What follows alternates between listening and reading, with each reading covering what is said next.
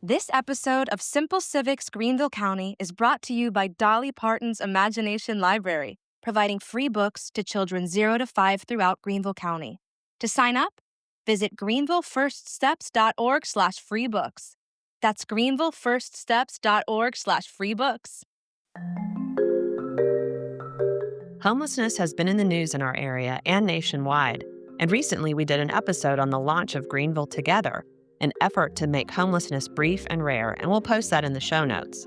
We wanted to hear directly about the experience of homelessness, and on this episode of Simple Civics Greenville County, we're pleased to feature two of the most knowledgeable voices on this topic. I'm Katie Smith with Greater Good Greenville, and I'm happy to introduce to you Nick Bush and John Jones, aka Buggy Man. Nick Bush is Associate Director of Homeless Services at United Ministries. He's worked directly with people experiencing homelessness at their Place of Hope day shelter, where folks can shower, do their laundry, and secure paperwork and get housing. In that role, Nick and his team are creative and deeply committed to helping people in deep poverty in as holistic a way as possible. Nick is talking with John Buggy Man Jones. John is a longtime participant at Place of Hope and one of the biggest ambassadors for our community's programs and services for people who are living on the streets or in encampments. A few things I want to preview for you. John has always been a hard worker, collecting cans and scrap metal to sell at the scrapyard, and that's how he earned his nickname from the buggy he pushes. He's a man of deep Christian faith, and he spreads that word along with the word of services like Place of Hope and Project Host Soup Kitchen. He doesn't just receive services, but he helps provide them as a volunteer and community builder. And after decades of sleeping without a home, he now has a place of his own at Church Street Place at Poe Mill, a new development offering permanent supportive housing to neighbors like John. We'll put links in the show notes on all of these things. Now, get to know two community heroes, Nick Bush and John Buggy Man Jones. Today I have the privilege of introducing you to one of my favorite people in the world, John, aka the Buggy Man Jones. I've known John for the past 15 years. John is one of the most charismatic and amazing people I've known. In those past years at Place of Hope, John has taught me so many things about the realities of homelessness in Greenville. And I have always said, and I will always say, John, you should have your own YouTube show or reality show. Everyone would watch it. John, please tell us a little bit about yourself. I was homeless for 20-some years, born and raised in Greenville. I'm originally from Pickens County. Yeah, I'm the baby out of 13. My mama and my grandmama spoiled me. At one point, I remember right when we had first met, I remember you just how thrifty you were. You were walking down the side of the road with not only a love seat, but a queen mattress, walking down Pendleton, which is a very tiny road, and just walking to, is that Allen Scrapyard? Which scrapyard is that? Adam. Adam Scrapyard? Yeah. And man, I was like, this guy, he could have his own moving company if he wanted. When did you start scrapping? What was that? What was the age around? I started pushing the buggy back in 91 to probably 2018. I'm praying that God will give me the wisdom and knowledge to try to get my license to sell aluminum and copper. You don't need license to sell beer cans. You just have to show your ID. But copper, aluminum, brass, you have to have a permit. If the police stop you and you got those items, they could take you to jail. I got 2 bicycles somebody gave me. If they see me pushing that buggy, people will stop me on it. I ain't never seen these people before. But I meet them the first time and I let them know how I started pushing this buggy. You went to jail. You were in prison for a while. What was the changing point for you? You started to be much more of a giver and a helper. This is painful stuff.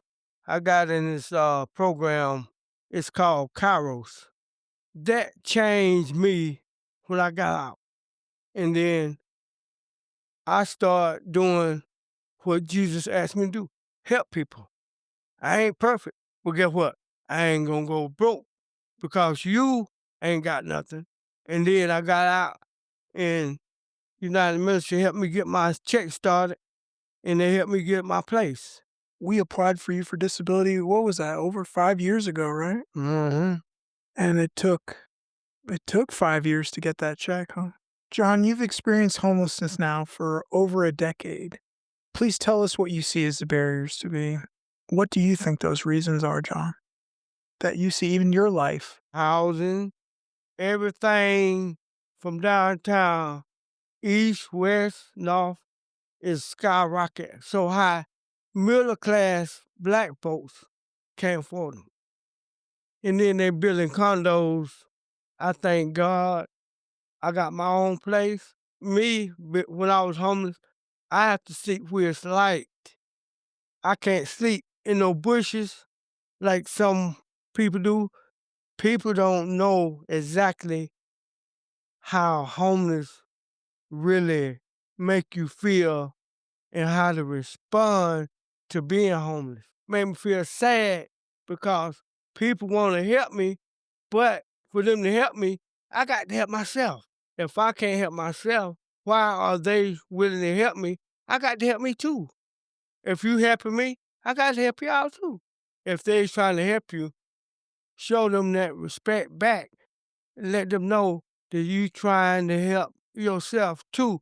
And people need to come together as a unity. That's another thing. Alcohol and drugs stopping them from going forward. I used to smoke BLKs for about 10 years. I woke up one morning, I've been stopped smoking BLKs for about 4 years.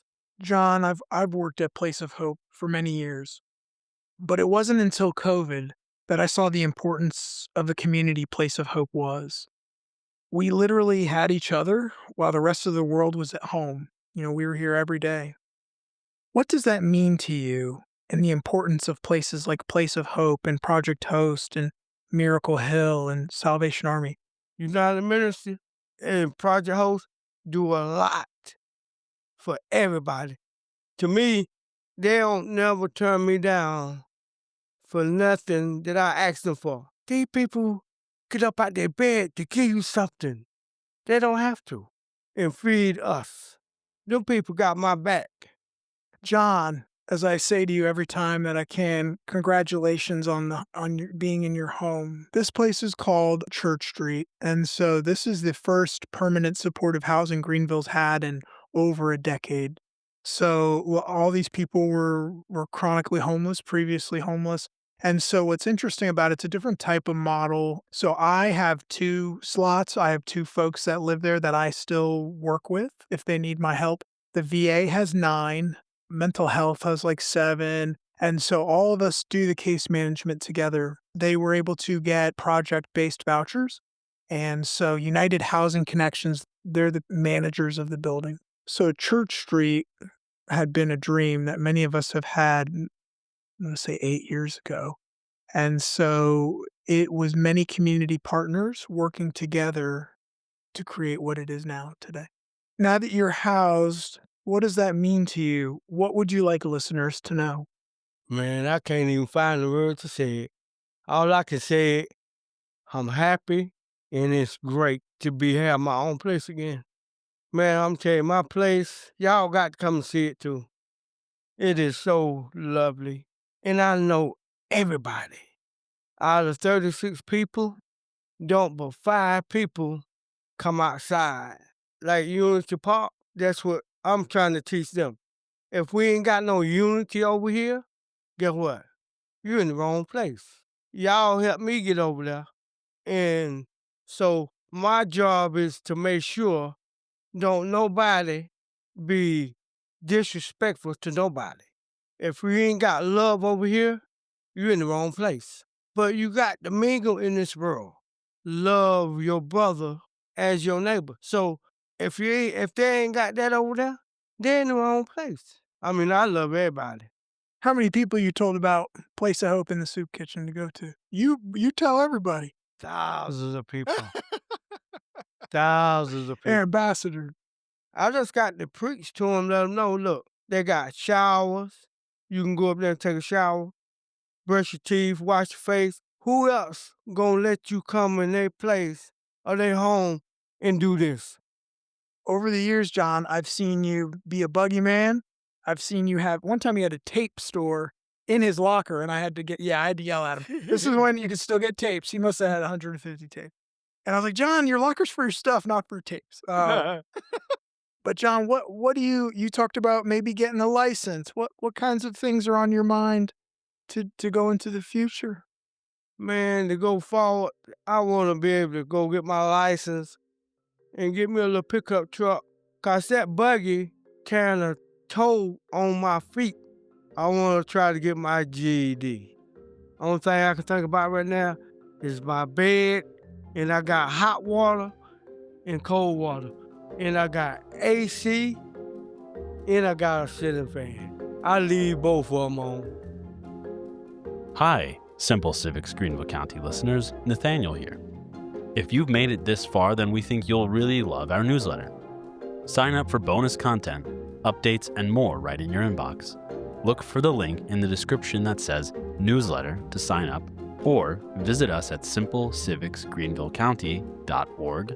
Find the link in the menu that says newsletter and sign up there. We'll see you again next week.